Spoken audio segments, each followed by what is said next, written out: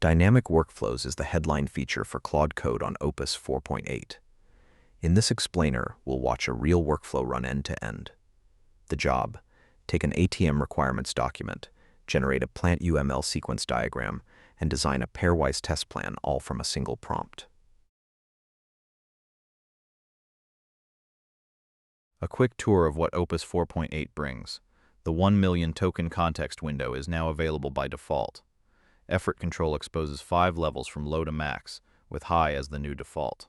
Fast mode runs 2.5 times faster at 3 times lower cost.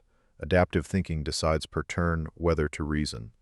And tool triggering plus compaction recovery are both noticeably better than Opus 4.7. Here are the headline benchmark deltas. Agentic coding climbs from 64.3 to 69.2%. Multi-dual reasoning rises from 54.7 to 57.9%. Long context fidelity improves 7 points at the 1 million token mark. Tool call accuracy gains 8 points. And code flaw self-catch jumps from 22 to 88%, 4 times fewer misses than Opus 4.7. A dynamic workflow is more than a multi-agent fan-out. First, Claude writes its own orchestration script tailored to your task before any work runs. Second, subagents fan out in parallel across phases, often dozens or hundreds at once. Third, each subagent returns structured output validated against a JSON schema, not free text. And fourth, control flow can branch on what earlier subagents discover, sizing later phases by their results. Dynamic workflows only fire when you explicitly opt in. The simplest way is to include the word workflow in your prompt, like ask Claude to build a workflow that does X.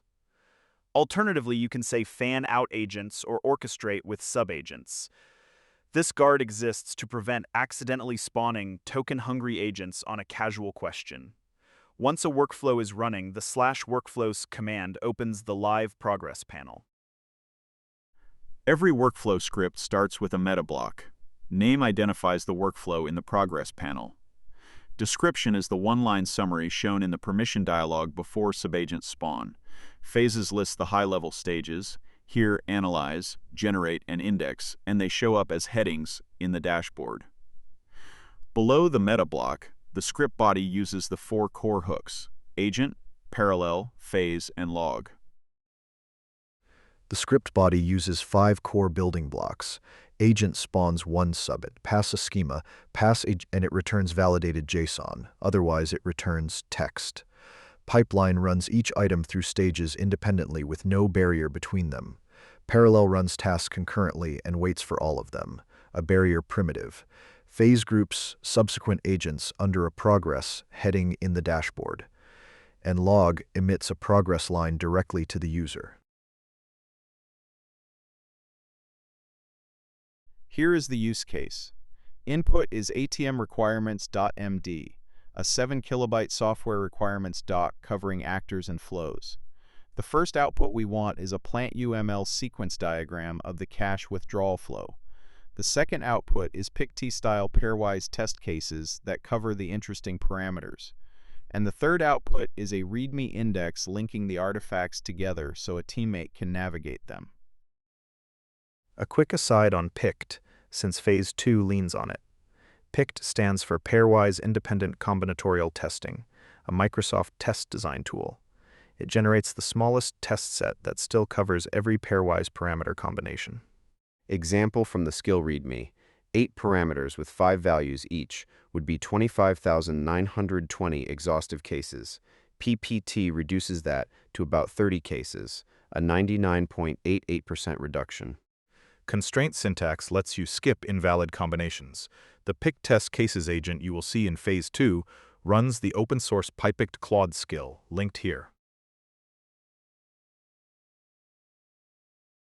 When you ask Claude Code to run a workflow, it proposes a plan first. Phase 1 analyze will read the requirements doc once and pull out a structured analysis. Phase 2 generate will run the PlantUML diagram and the PICT test cases in parallel. Phase 3 index will write a summary README at the end. Notice the approval gate. Nothing spawns until you say yes. Phase 1 kicks off with a single analyze agent. It runs on Opus 4.8 with the 1 million token context window. Live counters show it reading the source file via the read tool. 14.2 thousand tokens spent already across 10 tool calls. Phase 2 generate is queued, waiting on Phase 1 to hand it structured data.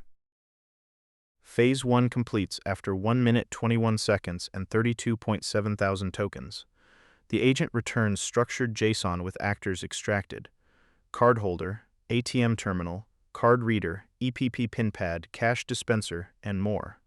Use cases come back with their main flow steps written out. All of it is validated against the analysis JSON schema before the workflow accepts it. Phase 2 launches 2 generate agents together. The first agent, PlantUML sequence, writes the sequence diagram file from the actors and flows.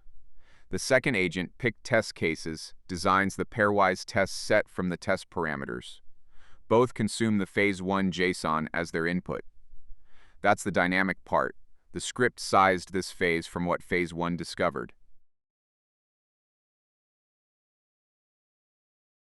Under the hood, the orchestration script is plain JavaScript Claude wrote for your task.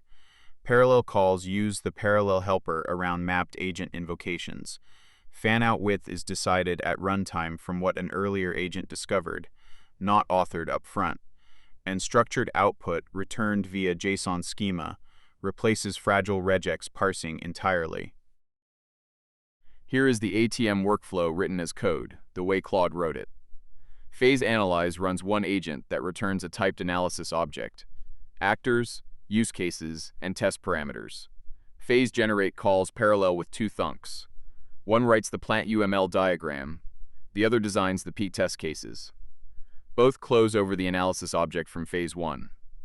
Phase index runs a final agent that writes the README linking the 2 artifacts.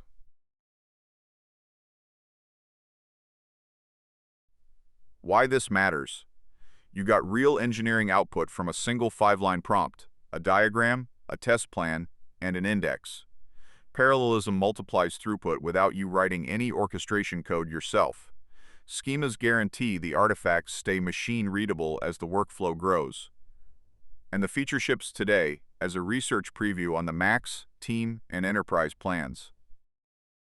That is Claude Code dynamic workflows in 14 slides, walked through on a real ATM requirements document, curated and summarized by Omar Hosni. Thanks for watching.